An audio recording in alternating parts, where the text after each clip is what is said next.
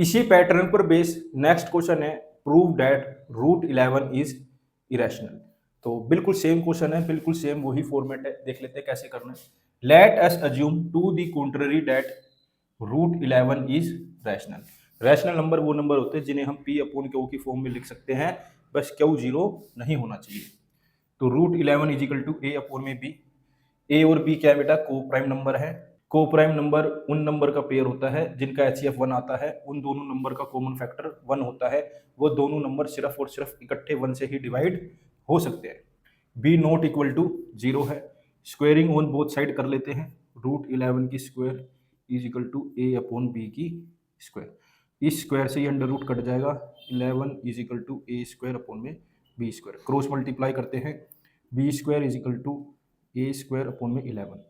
यहाँ पर 11 ने ए स्क्वायर को डिवाइड कर दिया, इसका मतलब 11 ए को भी डिवाइड कर देगा। वही लिखा है a square is divisible by 11, a is also divisible by 11।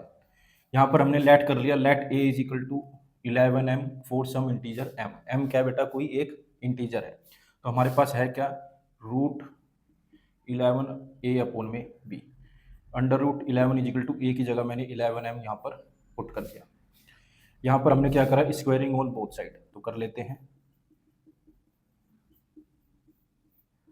अब मैंने क्या करा बेटा, यहाँ पर स्क्वायर से इस अंडर रूट को काट दिया, ये आ गया 11 is equal to 121 m square upon में बी स्क्वायर। क्रॉस मल्टीप्लाई करा बेटा, बी स्क्वायर 121 एम स्क्वायर। 11 1 जा 11, 11 11 जा 121। तो यहाँ पर बेटा एम स्क्वायर की वैल्यू आ गई बी स्क्वायर अपॉन में 11।